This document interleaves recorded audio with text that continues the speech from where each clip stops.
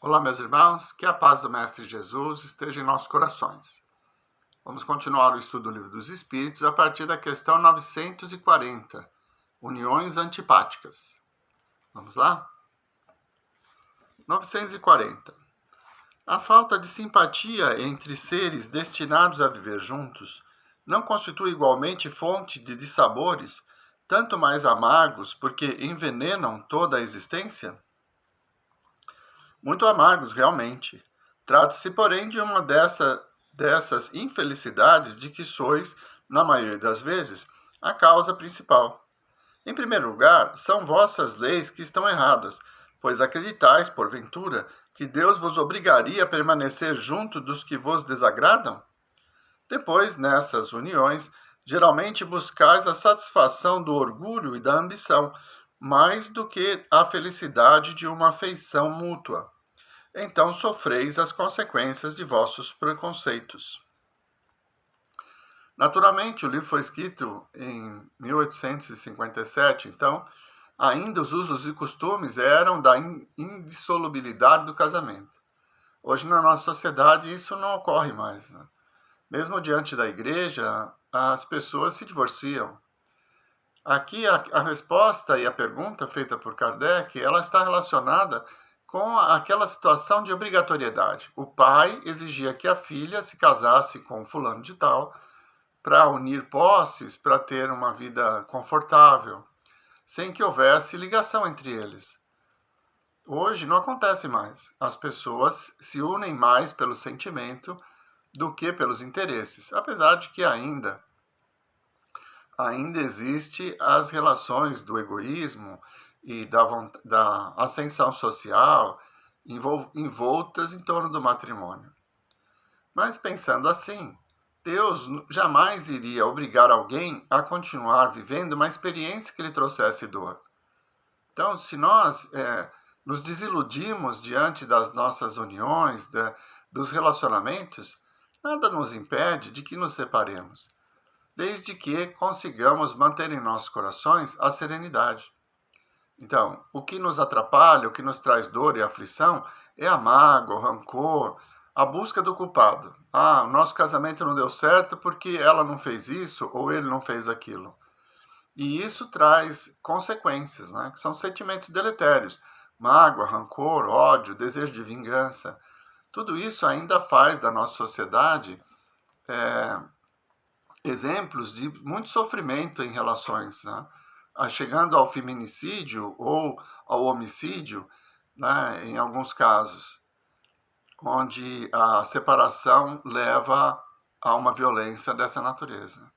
Mas a tendência é que nós evoluamos. Assim como já não são nossos pais que escolhem nossos parceiros, amanhã nós vamos ter a sabedoria de escolher certo, para que, apesar das diferenças, continuemos vivendo juntos, sem esse problema. Mas realmente é uma causa de aflição, hoje menor, porque está mais fácil, né, resolver esse problema. 940A. Mas nesse caso, não há quase sempre uma vítima inocente? Sim, para ela constitui dura expiação. Mas a responsabilidade de sua desgraça recairá sobre aqueles que a causaram.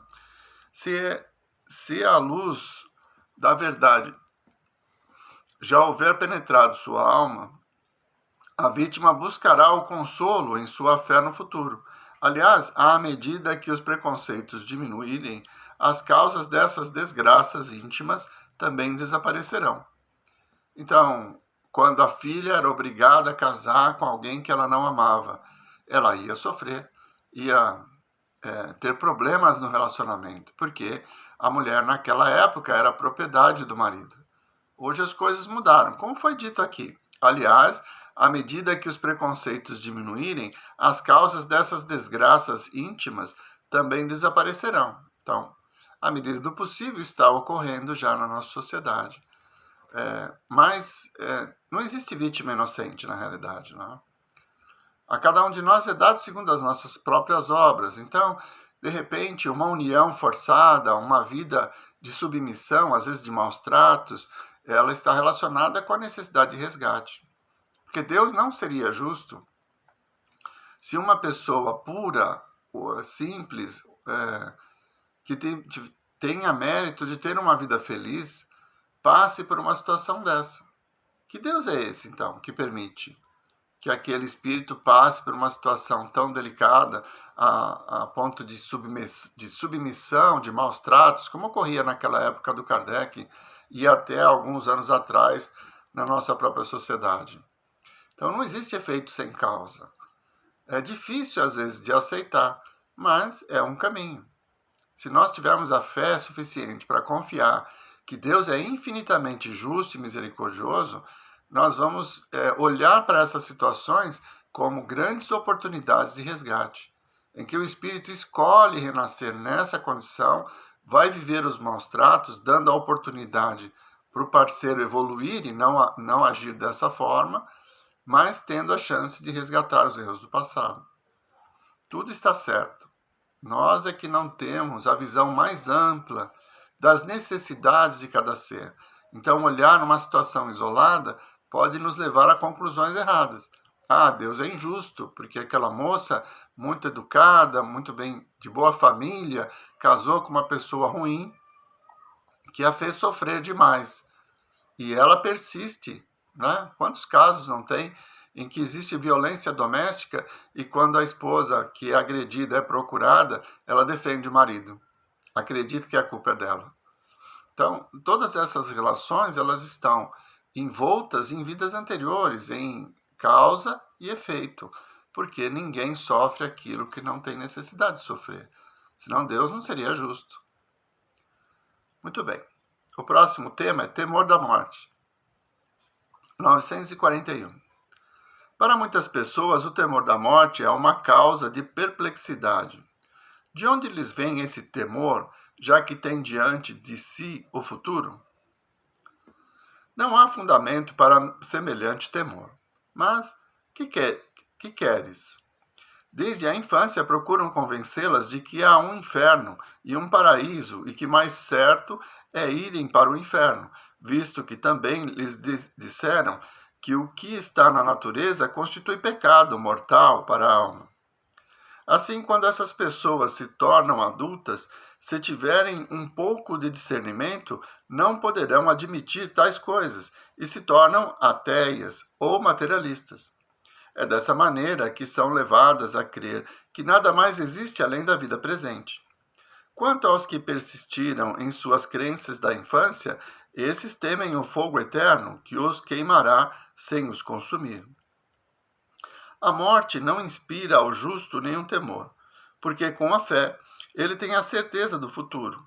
A esperança o faz esperar por uma vida melhor, e a caridade, a cuja lei obedece, lhe dá a segurança de que não encontrará no mundo para onde terá de ir nenhum ser cujo olhar ele deva temer.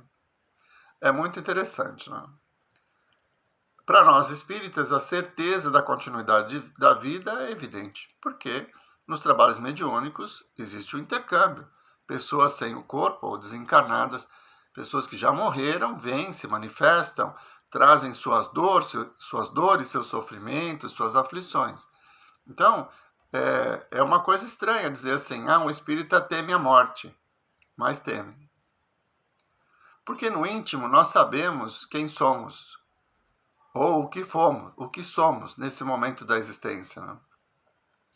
Temos os nossos pesos na consciência, sabemos os erros que cometemos e sabemos que cada erro traz uma consequência. Então existe essa possibilidade, esse temor, essa aflição íntima de que ao desencarnar teremos que passar um período em regiões umbralinas, em situações difíceis. Por isso o temor.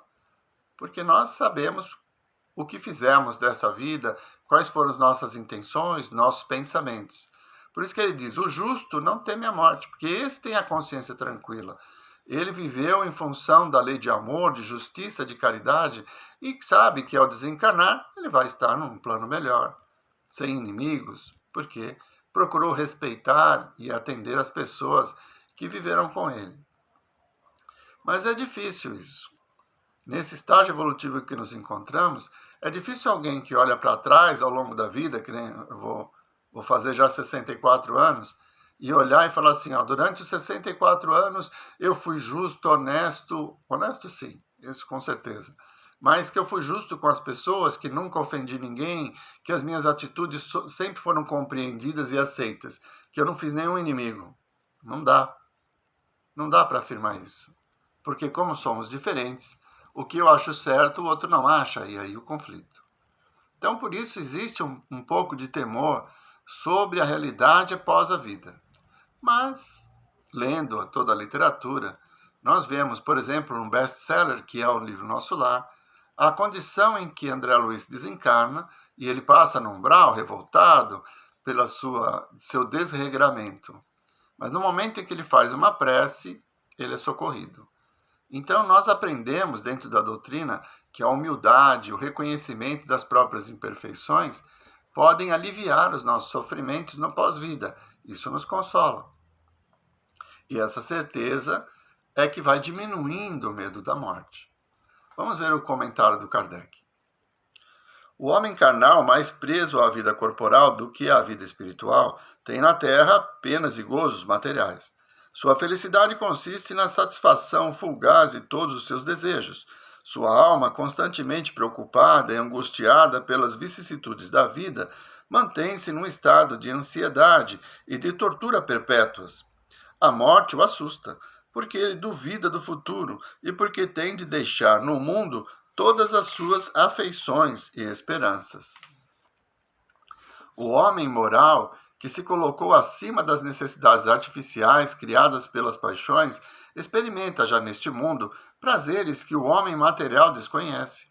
A moderação dos desejos dá a seu espírito calma e serenidade. Feliz pelo bem que faz, não há decepções para ele e as contrariedades deslizam sobre sua alma sem lhe deixarem nenhuma impressão dolorosa. É aquilo. Se nós tivermos a humildade de aceitar nossos próprios erros, nós vamos nos redimir dos erros já nessa encarnação, tornando a nossa consciência mais suave e, consequentemente, o desencarnar mais sereno. Mas cada um de nós sabe exatamente o que tem dentro de si. Os remorsos, os arrependimentos, tudo isso está dentro de nós. Conforme nós vamos compreendendo melhor o futuro e a lei de causa e efeito, nós vamos diminuindo esse medo. Mas ele ainda existe, pelo estágio evolutivo que a gente se encontra. 942. Algumas pessoas não acharão um tanto banais esses conselhos para se ser feliz na Terra? Neles não verão o que chamam lugares comuns, verdades repisadas? E não dirão, finalmente, que o segredo da felicidade consiste em saber cada um suportar a sua desgraça? Há as que dirão isso e não são poucas. Muitas, porém, procedem como certos doentes a quem o médico prescreve a dieta. Gostariam de ser curadas sem remédios, continuando sujeitas a apanhar indigestões. Então é assim. Parece banal, mas não é. A lei de causa e efeito é uma realidade. Nós sabemos que vamos colher aquilo que plantamos, que vamos ter que responder pelos nossos erros, mas não como um castigo, mas um meio de aprender e não errar de novo. Essa serenidade, a confiança na misericórdia, e principalmente na justiça de Deus, nos dá uma expectativa, um consolo para o futuro. Por isso, ser espírita traz consolo. É esse o objetivo da doutrina. E assim, nós vamos vivendo novas experiências e lutando conosco para mudar as nossas próprias atitudes, combatendo as paixões que ainda nos governam. Se nós pararmos para pensar, a maioria dos pontos de conflito, naqueles pontos em que nós nos sentimos magoados, ofendidos e até irados diante das circunstâncias, estão relacionados com o orgulho, com o egoísmo, com a vaidade. Então, essa reforma íntima vai nos libertando desses padrões, né? Eu não posso voltar para casa, eu não vou dar o braço a torcer, eu não levo desaforo para casa.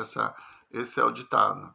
Tudo isso são conceitos do orgulhoso, que nos faz sofrer. Se nós nos lembrarmos da lição do Cristo, oferecer a outra face, nós vamos compreendendo que isso quer dizer que eu não vou me submeter ao mal, mas que eu não vou revidar o mal com o mal. Então, essa compreensão, esse aprendizado, vai tornando a nossa vida um pouco melhor. Bem, vamos parando por aqui. Na semana que vem, retomamos a partir da questão 943, desgostos da vida, suicídio. Vamos orar?